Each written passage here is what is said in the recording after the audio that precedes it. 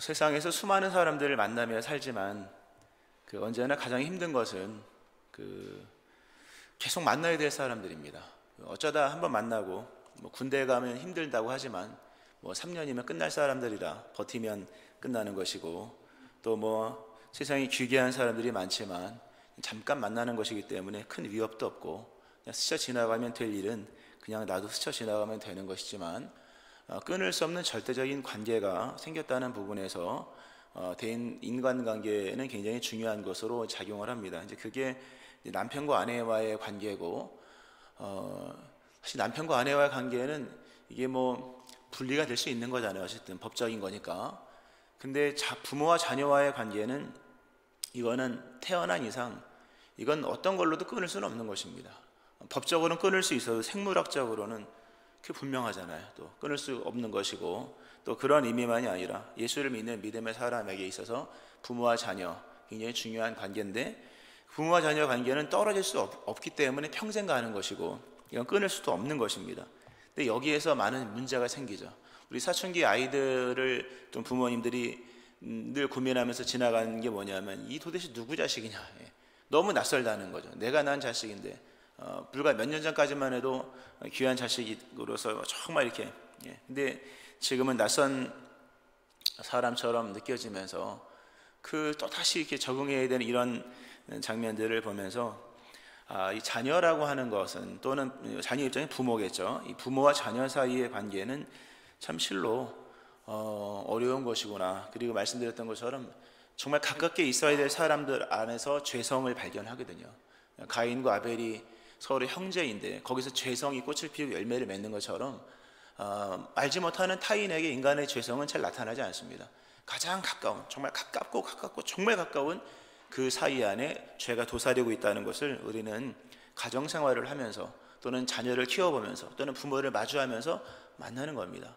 그러니까 이 죄라는 것은 이게 긴밀한 사이 속에서 사실 드러나는 것이기 때문에, 부모가 자녀를 키우는 것, 또는 자녀가 부모를 대하는 것은 둘 다 쉽지 않은 일입니다. 왜? 죄가 있기 때문에.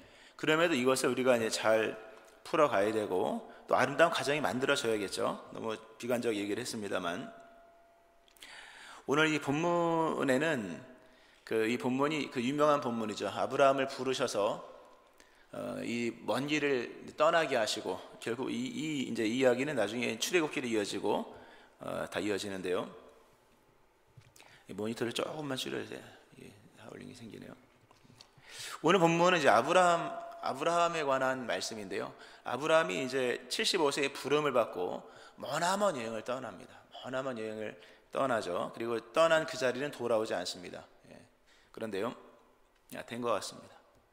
줄였나요? 된 것 같습니다. 아브라함이 그 여정을 떠나는 그것의 목적 또는 의미가 뭐냐 할 때, 그것은 이삭을 찾아서 떠나는 여행입니다. 이삭을 찾아서 떠나는 여행이다. 굉장히 중요한 관점이죠. 아브라함이 자기가 민족이 되고, 또는 그 가나안 땅을 향해서 나가는 모든 것들이 결국 민족을 이루고 또 창대케 하리라고 하신 하나님의 약속의 말씀을 따라 가는 것이었으나, 결국은 이삭 하나 찾아가는 것입니다. 단 하나의 이삭을 찾아서 그 머나먼 길을 떠나는 거죠. 가정은 그런 것이고, 부모와 자녀와의 관계도 그런 것이며, 우리 인생도 바로 이 여정입니다. 우리 이 본문을 가지고 엄청나게 엄청나게 거시적인 얘기를 하잖아요. 큰 얘기를 하면서, 근데 결국 이 큰 얘기는 크지만, 물론 이야기는 계속 전개되어 나중에 출애굽 가면 민족을 이루고, 여호수아 시대에 가서 땅을 정복하고 다윗 시대의 제국을 이루었으나, 그거는 뒷이야기고, 아브라함에게 있어서, 이 약속을 받은 아브라함에게 있어서 이 얘기는 뭐냐면 이삭을 찾아서인 거예요. 이삭을 찾아서 떠나는 여행인 거죠. 그러니까 아브라함은 이삭을 만나야 되는 거죠. 이삭을 못 만나면 땅도 의미가 없는 거죠. 왜냐하면 그 펼쳐질 땅들은 이삭을 위한 땅이지 아브라함을 위한 땅이 아니거든요. 이렇듯 이 본문 속에서는 오늘 이 현대를 살아가는 부모들에게, 또는 부모가 될 우리의 세대들에게, 이미 부모가 되어버린 우리들에게 참 많은 것을 말씀을 해줍니다. 말씀드린 것처럼 갈등을 겪지 않는 가정은 없습니다. 정도의 차이가 있을 뿐이지 다 갈등을 겪는데, 어떻게 하면 이런 갈등을 뛰어넘어서 아름다운 가정, 이게 뭐 단순히 부모 자식 간의 관계만은 아닙니다. 오늘 뭐 어린이 주일이기 때문에 부모와 자녀와의 관계에 초점을 맞췄습니다만, 이걸 본문에 만약에 부부로 간다면 정말 또 아브라함과 이삭이 함께 길을 가지만 이거는 둘이 왼수였거든요. 그죠? 정말 부부 이야기로 가면, 이삭과 사라 이야기로 가면요, 이거는 또 완전 내 남편이 이런 사람이었나, 이런 거 나오잖아요. 그죠? 굉장히 중요한 여러 그 복합적인 의미가 있는데요, 오늘은 부모와 자녀와의 관계성 속에서 설명을 합니다. 말씀드린 것처럼 이삭을 찾아서 떠나는 여행입니다. 이 하나에 초점을 둡니다. 이게 민족이고 이게 복인 거예요. 이삭을 찾아서 떠나는 여행. 부모가 자녀를 정말로 잘 키우고, 또는 뭐 키우는 거야, 밥만 주면 키우고, 요즘에 밥 안 줘도 돈만 주면 알아서 사 먹으니까 참 편해요. 뭐 그죠? 어렸을 때는 뭐 먹이지, 뭐 크면 돈만 주면 다 사 먹더라고요. 집에 와서 밥도 안 먹어도 상관없어요. 돈만 주면 되는 거예요. 편의점이 다 키우고 있어요. 애들을 다 키우고 있는데요. 정말 우리가 그러면 이 자식과 부모와의 관계를 회복시키기 위해서 무엇을 해야 되냐 할 때, 먼저 부모가 위대한 여행을 떠나야 한다. 부모가 자식을 찾기 위한, 또는 자식을 만나기 위한 위대한 여행을 떠나는 거죠. 오늘 하나님께서 아브라함에게 말씀을 하시죠. 내가 너를 큰 민족을 이루고 네 이름을 창대케 하고 너는 복이 될 것이다. 그리고 땅의 모든 족속이 너로 말미암아 복을 받을 것이다. 위대한 말씀을 하시면서 결국 무엇을 얘기하냐면, 먼저는 너는 너의 고향과 친척과 아버지 집을 떠나 내가 너에게 보일 땅으로 가라 말씀하십니다. 굉장히 중요한 말씀입니다. 하나님께서 아브라함과 이삭을 만나게 하시기 위한 첫 준비가 뭐냐 하면, 사실 이삭을 낳는 것은 그냥 어느 때든 날 수 있는 거예요. 하나님이 주시면 어느 때든 날 수 있는 것인데, 그게 왜 25년이 걸렸을까? 25년이 걸릴 그 필요가 어디 있었을까? 아기 낳는데 25년은 필요가 없는 거거든요. 아무 때나 날 수 있는 것이고, 하나님이 계획하시면 당장 내년까지 날 수도 있는 것인데, 네, 하나님은 그렇게는 안 하셨다는 거죠. 아기 낳는 것은 쉽지만 자기가 낳은 자녀가 누구인지를 알기까지 걸린 시간이 25년이 걸린 것입니다. 그러니까 먼 길을 누구에게 떠나게 하시냐면 아브라함에게 떠나게 하시죠. 고향과 친척과 아버지 집을 떠나라. 내가 너에게 보여줄 땅으로 가라 말씀하십니다. 고향과 친척과 아버지의 집. 아브라함은 그 바벨론 사람이잖아요. 갈대아 그 지역으로 하면 갈대아 우르에 사는 사람, 쿠웨이트, 이란, 이라크 그 지역에 살던 사람이고요. 바벨론 그 지역에 살던 사람인 거죠. 대대손손. 신할 땅 평지, 다 바벨탑 그 얘기잖아요. 거기서 있었던 그 후손인 거예요. 바벨탑의 후손들인 거죠. 후손으로서 아브라함이 그 바벨론 지역이었던 갈대아 우르에서 지금까지 살아온 거죠. 그러니까 거기서 사는 아브라함은 바벨론의 아들이었고, 다른 말로 말하면 세상의 아들들 중에 하나였다는 거죠. 세상의 아들들 중에 하나였었다. 당연한 거죠. 이게 아브라함의 이야기가 나오기 전에 족보가 나옵니다. 근데 맨 마지막에 족보가 결국 누구냐 하면 데라가 나오고, 데라 밑에 보면 아브라함이 후손으로 나와. 후손. 아브라함이 아들로 나옵니다. 누구의 아들? 데라의 아들로. 결국 이 얘기는 거슬러 올라가면 아브라함은 세상의 아들이었다는 거죠. 세상의 아들들 중에 하나였다. 근데 세상의 아들들은 다 심판을 받잖아요. 세상의 딸들과 하나님의 아들들, 뭐 이런 식이 되면서 결국 좋은 내용이 나오지 않는 대상들이 세상의 아들들인데, 하나님께서 아브라함으로 하여금 너 세상의 아들들로 네가 살면 안 되는 거야. 네가 자녀를 낳을 것인데, 네가 낳은 자녀가 바벨탑의 신할 평지에 이어졌던 그 세상의 아들들의 아들이 되면 안 되는 거야. 그러기 위해서는 네가 먼저 갈대아 우르, 고향과 친척과 아버지 집을 떠나야 된다.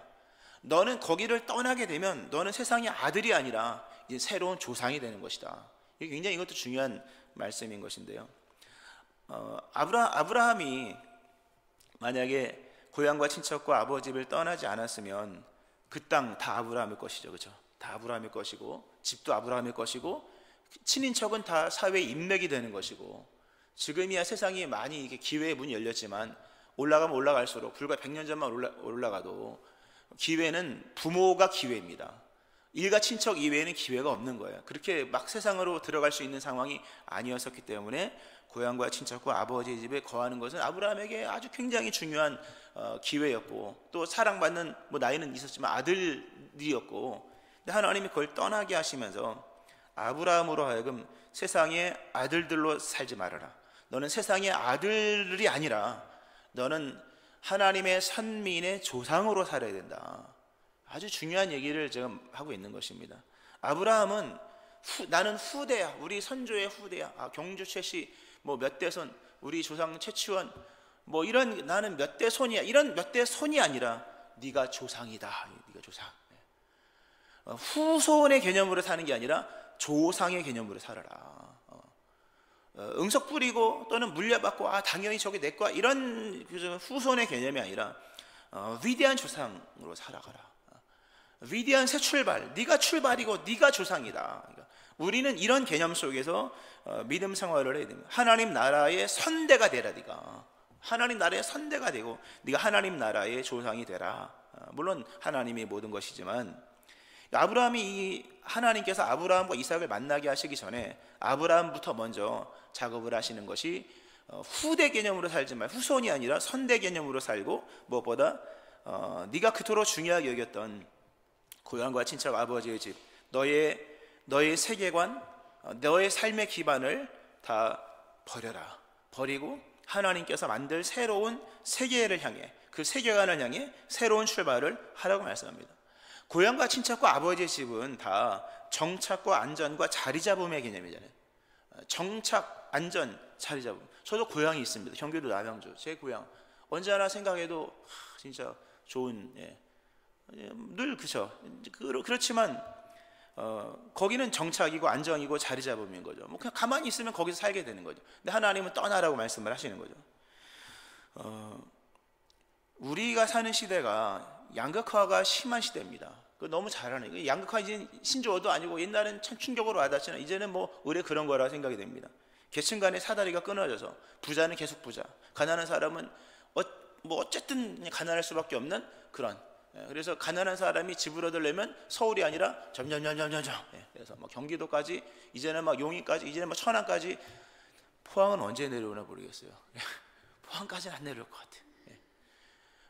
양극화 시대가 되어서 우리는 물질이 얼마나 중요한지를 알고 있습니다. 본토와 친척과 아버지 집이 얼마나 귀중한 줄 알고 있는 거죠. 그게 우리 안에 깔려 있고, 그런 이해와 세계관, 물질관 속에서 자녀를 키운다는 거예요. 그런 물질관, 세계관, 이 양극화의 세계 속에서 본토와 친척과 아버지의 집, 이 삶의 기반을 잡는 게 얼마나 힘든지를 알고 있기 때문에 그런 개념 속에서 내가 살고, 그런 개념 속에서 우리의 자녀를 키우는 거예요. 그러니까 결국 우리가 믿음으로 키운다고 말하지만 내가 세상의 아들이 됐고, 이미 나 역시 나의 자녀를 세상의 아들로 키워가고 있는 거죠. 결국 이런 상황 속, 그럴 수밖에 없는 상황이라 친다 할 때 문제는 뭐냐면 하나님을 못 만난다는 거예요. 하나님 못 만납니다. 왜냐하면 하나님은 어떤 분이냐면, 하나님은 주권적 자유를 가지고 계신 분이라는 거예요. 하나님은 자유로우신 분이에요. 주권적 자유, 하나님 마음대로예요. 사무엘 하를 보면,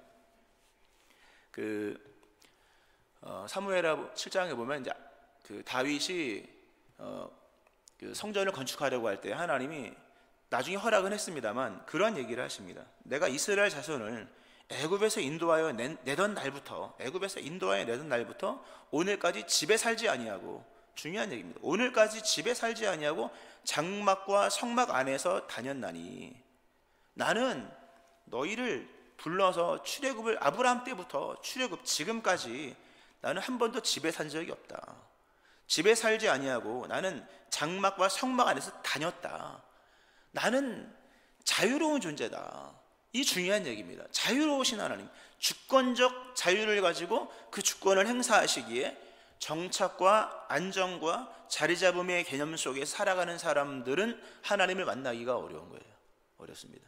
그런 마인드를 가지고 아이들에게 믿음을 키우면요, 결국 내용은 똑같아요.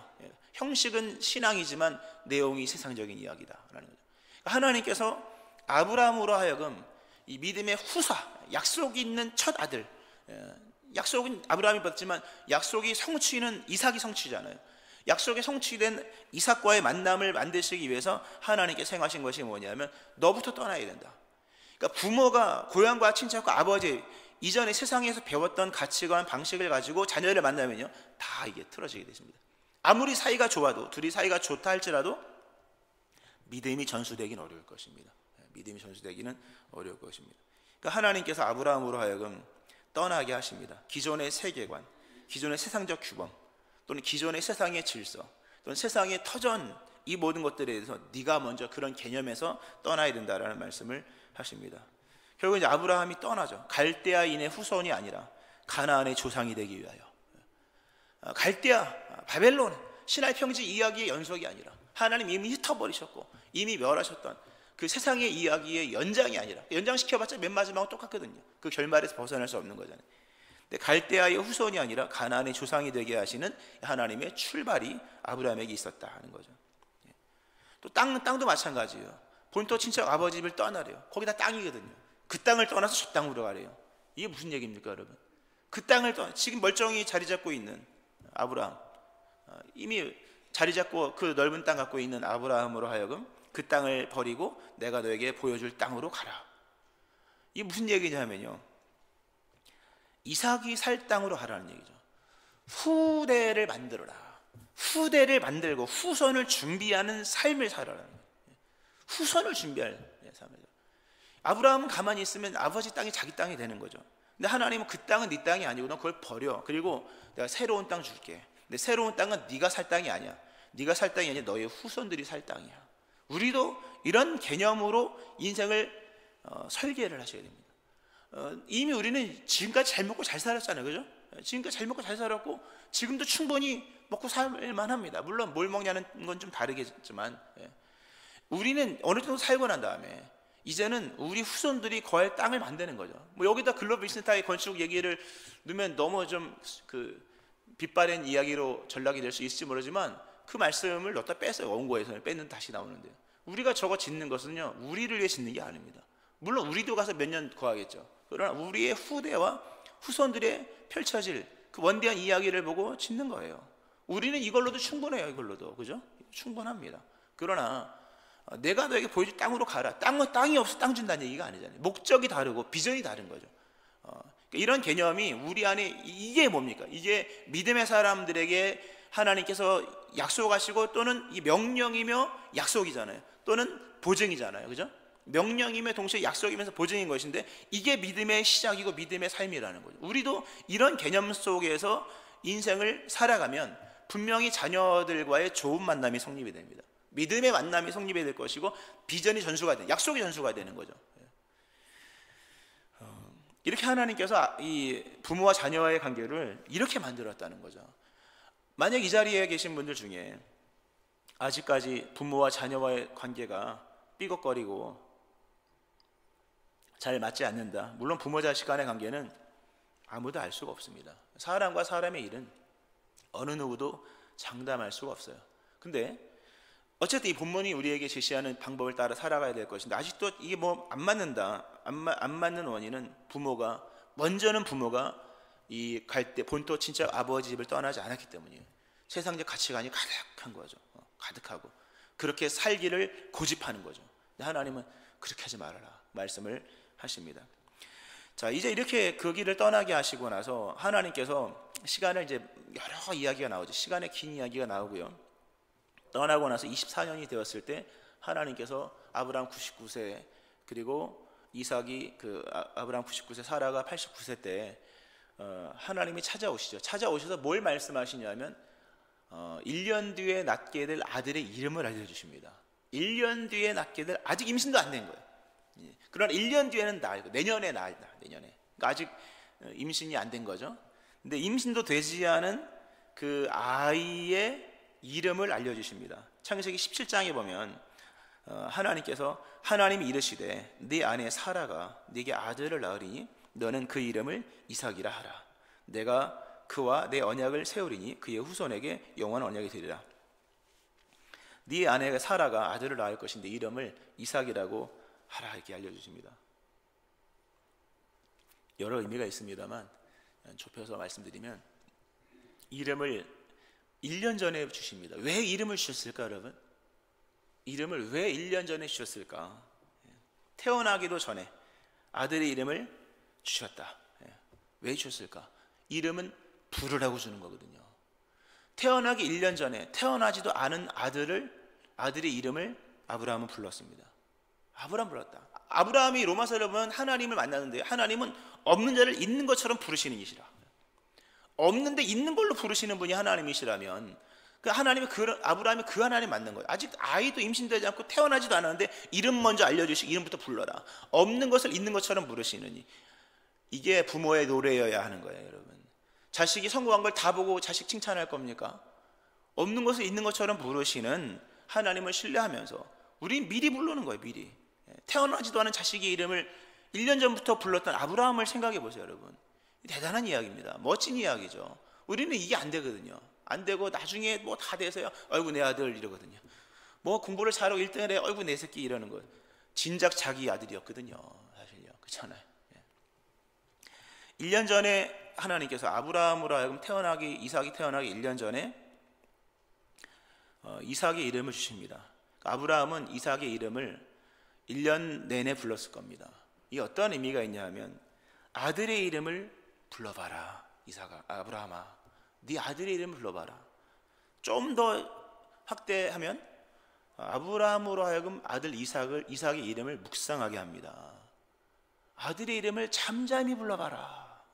답답한 마음으로 소리쳐 부르지 말고 안타까운 마음으로 뭘 그렇게 하지 말고 잠잠히 고요하게 아들의 이름을 불러봐라.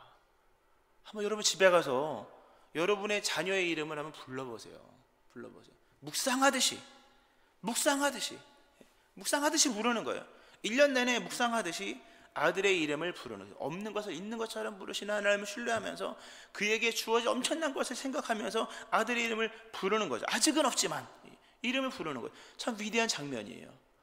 이런 얘기 좀 미리 알았으면 저도 그러고 싶더라고요. 근데 이미 뭐 나이가 다 들어가지고 늦은 감이 없지 않습니다만 이제라도 불러야 되는 거예요. 이제라도 우리 아들 최재현, 우리 아들 최하인 부르는 거예요. 때로는 부인의 이름도 박경희 이렇게 불러야 되는 거죠. 이름으로 묵상. 우리 하나님 우리 이름으로 안다고 하잖아요, 그죠? 이름으로 이렇게 묵상을 하면서 그 얼마나 아름다운 이야기입니까? 이게 하나님께서 아브라함으로 하여금 이삭을 만나게 하시잖아요. 제가 계속해서 만남이라는 단어를 쓰거든요. 출생이 아닌 거예요. 아브라함과 이삭의 이야기는 아버지와 아들의 이야기만이 아닌 거예요. 출생이 이야기가 아니라 이거는 기나긴 여정 끝에서 만나는 거예요. 누가? 아버지 아브라함과 아들 이삭이 만나는 것입니다. 우리는 자녀를 만나죠. 만나는데 키우면서 자녀를 알아요. 이 자녀가 이게 얼굴은 날 닮았는데 속은 엄마를 닮았구나. 그죠? 자녀를 키우면서 자녀를 비로소 아는 거죠. 그러니까 늦는 거예요. 근데 하나님은 아브라함에 거꾸로 얘기하십니다. 자녀에 대한 것을 미리 알게 해주십니다. 그러니까 아브라함은 아들 이삭을 키우면서 알게 되는 낯선 인물이 아니라 미리 알고 아이를 낳은 겁니다. 대단히 중요한 얘기죠. 미리 이 아이가 어떤 존재고 어떤 의미인지를 알고 심지어 이름도. 그래서 이상하지가 않아요. 우리가 아이들 이름을 지을 때 보면요, 아이들 이름을 처음 지잖아요. 지금 죄송합니다만 저희 딸의 이름이 아인인데요, 처음에 이름을 짓고 나서 아인하니까 되게 생소하긴 하더라고요. 그게 이제 의미가 샘물 막 이런 뜻이거든요. 눈도 있고 막 이런 뜻인데, 근데 지금은 이름이 너무 친숙해요. 많이 불러봤기 때문에. 근데 처음 태어나서 이름 부르고 얼굴도 다 낯선 거예요. 이렇게 만나니까 이 만남으로 성사될 때까지 시간이 길게 걸리는 거죠. 근데 아브라함은 25년을 준비를 했거든요. 25년 준비했으니까 오늘 만나도 25년 만난 사람 같은 거예요. 사춘기 자녀가 낯설지가 않은 거예요. 아브라함이 이삭을 낳고 처음 보았을 때 드디어 만났구나. 반갑습니다. 만나서 얼마나 감격스러웠을까.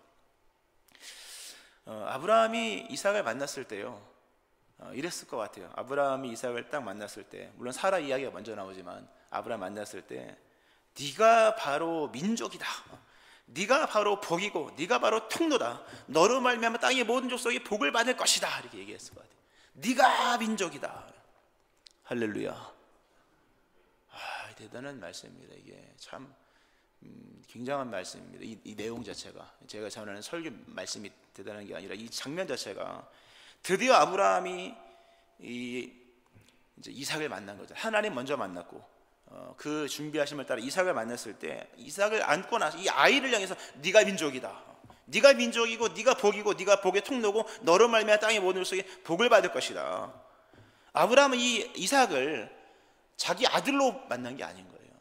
위대한 민족으로 만난 것입니다. 아주 굉장한 말씀인 거예요. 성경에 보면요, 성경에 보면 그 출애굽기나 민수기 보면 숫자 이야기 많이 나오죠. 그 보면 이스라엘이 출애굽을 할 때 숫자가 60만 3,550명입니다. 60만 3,550명. 출애굽기에도 나오고 민수기에도 나옵니다. 민수기 1장이나 출애굽기 38장이 나오거든요. 숫자 왜 기록해 놨을까요? 그요? 60만 3,550명. 많다? 많다라는 얘기가 아니라 그 숫자가, 여러분 60만 3,550명은 어디에서 숫자가 시작됐을까요? 모든 숫자는 1에서 시작되는 거예요. 1에서. 그죠? 1에서 시작된 숫자가 60만 3,550명이 되었다.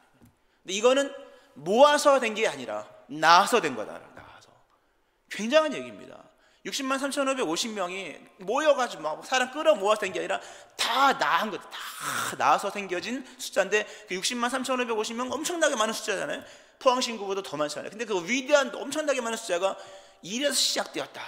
누구에게서? 이삭에게서. 아브라함은 그걸 보는 거야. 야, 너는 지금 숫자 1이지만 네 뒤에 나는 무수한 60만 3,550명이 보인. 너는 민족이고 너는 복이고 너는 축복의 통로고 세계 모든 민족이 너를 위해 복을 받을 것이다. 이게 부모와 자식 간의 만남인 거예요. 할렐루야. 이게 만남인 거죠. 이 정도 되면 이해 못할 게 없는 거죠. 위대한 만남이 성립이 되는 거죠. 이게 위대한 장면, 이 위대한 만남, 이 아브라함의 이게 아브라함이 이삭을 보고 선포하는 메시지이고 시선이고 아들을 보는 시선인 거예요. 그리고 열방과 세상에서 이삭에 대해 말은 아브라함의 자신감이죠. 우리 아들이 누군지 알아? 우리 아들 일이지만 뒤에 60만 3,550명이 쫙 있는 거야. 이렇게. 이 아이가 민족이고 이 아이가 열방을 위한 축복이라. 그게 부모가 아이를 보고 첫 만남 속에서 확신을 가지고 얘기했던 선언이라는 거예요. 그리고 그렇게 이야기는 전개돼서 실제로 이루어지는, 이게 부모가 자식을 알고 만나야 됩니다. 그 세례요한의 이야기도 이 비슷한 이야기가 나와요. 거기 읽어만 드릴게요. 세례요한이 그 아버지 사가랴가 사가랴도 세례요한을 낳을 때 비슷하게 낳잖아요. 미리 수태고제를 받았고 임신될 거 받았고 그리고 이름도 먼저 알려주잖아요. 근데 말을 못하게 해서 생각만 하게 하는 사람들이 있잖아요. 나중에 그 아이를 낳았을 때 그가 입이 떨어졌을 때 이런 얘기를 합니다. 이 아이여, 대단한 말. 이 아이여, 네가 지극히 높으신 이의 선지자라 일컬음을 받고 주 앞에서 앞서가서 그 길을 준비하며 주의 백성에게 그 죄사함으로 말미암는 구원을 알게 하리니 이는 우리 하나님의 궁율로 인함이라. 이로써 돋는 해가 위로부터 우리에게 임하여 어둠과 죽음의 그늘에 앉은 자에게 비치고 우리 발을 평강길로 인도하시려다 하면서 위대한 이 엄청난 만남. 이거는 출생을 해서 아기를 낳았다가 아닌 거예요, 여러분. 만난 거죠. 이 위대한 만남인 거죠. 만남, 위대한 선포를 합니다. 이 아이여, 자식을 만나야 됩니다, 여러분. 자식을 낳았다고 생각하지 말고 자식을 만나야 된다고 생각을 하셔야 되는 거죠. 개인적인 이야기를 좀 하겠습니다만 했는데요. 저희 어머니가 저를 낳았죠.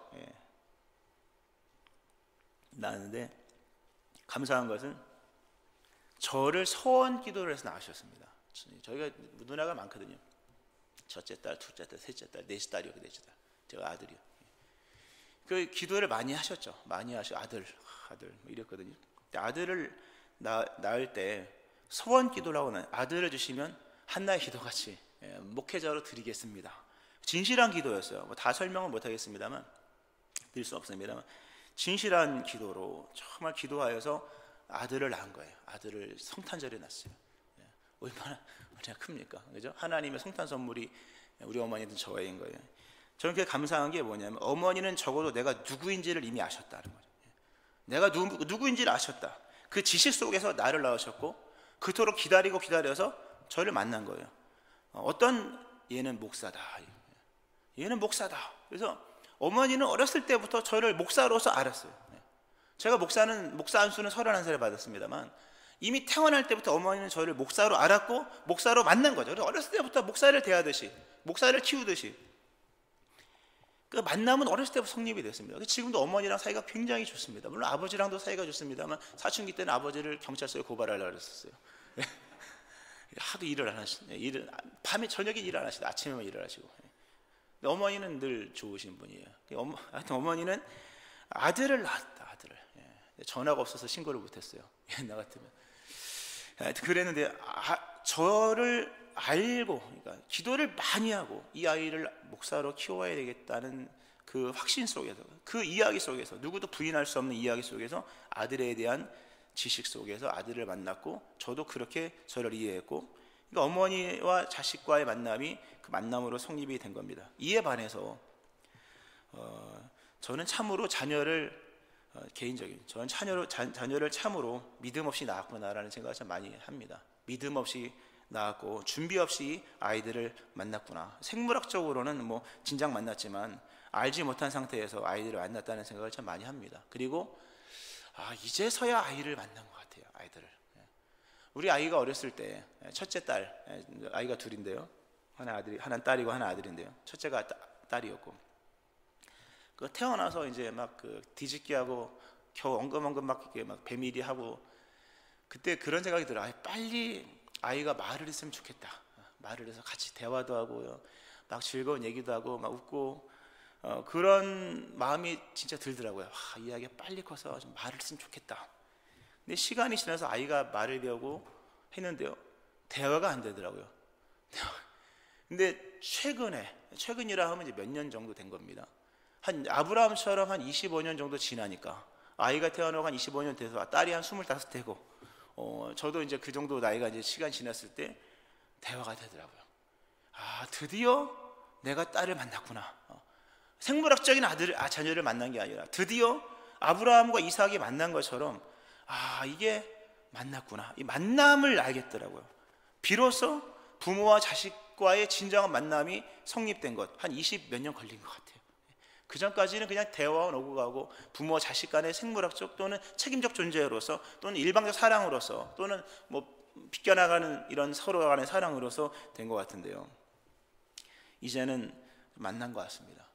긴 시간 속에서 하나님 많은 여정을 통해서 만나게 하신 거겠죠. 말씀을 맺으면서요, 부모와 자식 간의 관계는 쉽지가 않습니다. 여기에는 부모가 떠나야 됩니다. 세상적 기준을 떠나야 됩니다. 내가 세상의 아들들로 성장하는 한, 남아있는 한 자녀는 낯설 것입니다. 내가 오늘 이 말씀처럼 내가 아이를 마음으로부터 묵상하고 하나님의 자녀라는 것을 깊이 있게, 정말로 깊이 있게 깨닫기 전까지는 아마 생물학적인 부모는 될 수 있어도 만남의 성립은 어려울 것입니다. 말씀 맺으면서요, 중요한 얘기, 아브라함은 이 부르심, 결국 이 아브라함의 부르심은 이삭을 위한 부르심입니다. 이삭은 뭐 큰 얘기는 민족 열방이지만 그냥 아브라함은 이삭까지거든요. 근데 그러니까 이삭을 향한 아브라함의 부르심을 아브라함은 받아들입니다. 이걸 이제 다른 말로 받아들여진 부르심인 거예요. 받아들여진 부르심. 아들을 위한 부르심인 거예요. 후대를 위한 부르심. 내 자식으로서 끌어당기는 게 아니라 저 자식을 위해 내가 떠나는 거예요. 이 받아들여진 부르심으로 인하여 아브라함과 이삭은 만남이 성립이 되고, 민족이 성립되고, 약속의 후사로서 서로 맺어지는 이런 연결이 생겨지고, 이 정말 아름다운 이 회복의 일들이 일어나게 되는 것이죠. 오늘도 하나님이 부모를 부르십니다. 고향과 친척과 아버지를 떠나 내가 너에게 지시할 땅으로 가라. 그 이삭을 향해 나가는 삶인 거죠. 그렇다고 내 자식 이게 아닌 거예요. 하나님의 계획이 있는 그 세계로 나가는 것입니다. 오늘 말씀을 기억하면서 그런 부모가 되기를 바라고요. 오늘 뭐 1부 때는 아이들이 많이 없기 때문에 2부 같은 경우라면 여러분은 여러분을 스스로 어떻게 생각해야 될까요? 이제 질문하려고 그랬거든요. 그래서 여러분은 민족이에요. 따라해보세요. 나는 민족이다. 그렇죠? 나는 민족이다. 내가 1번이지만 내 뒤에 60만 3,549명 있는 거예요. 그런 거죠. 그런 개념으로, 그거는 부모한테 듣는 이야기입니다. 다 부모한테 정해진 이야기지만 이런 부모와 자식의 회복이 여러분과 일어나기를 주의 이름으로 축원합니다. 아멘. 기도하시겠습니다. 하나님 아버지, 가정을 아름답게 만들고 또 허락하신 가정, 남편과 아내 또는 부모와 자녀와의 관계를 하나님이 원하시는 모습으로 세워가는 것은 정말 어렵습니다. 고향과 친척과 아버지 집을 떠나라 말씀하신 이 말씀을 따라 우리 모든 부모 세대들이 세상의 질서, 세상의 안전 또는 안정감, 자리잡음 다 떠나게 하시고 하나님의 세계를 향해 그 후손들을 향해 후대를 향해 믿음의 선대가 되어 떠나는 이런 결단이 우리 모든 부모들 가운데 있게 하여 주옵소서. 자식을 키우는 것이 아니라 결국 자식을 만나는 것이니 하나님 자식을 많이 이름을 부르면서 하나님의 축복이 담겨져 있는 그 자녀로서 우리의 자녀들을 이해하고 자녀를 향해서 너는 민족이고 너는 복이고 너는 축복의 통로이며 너를 통하여 세계 열방이 복을 받을 것이라고 믿음 안에서 확신하고 선포할 수 있는 이런 부모들이 되어지게 하여 주옵소서. 하나님, 이런 시대 속에서 우리가 세상을 살면서 틀어진 관계들이 많습니다. 오늘의 말씀을 통하여 모두가 하나가 되게 하시고 약속을 유업으로 이어받는 아름다운 가정들로 회복이 될 수 있게 하여 주옵소서. 감사드리며 예수님 이름으로 기도합니다. 아멘.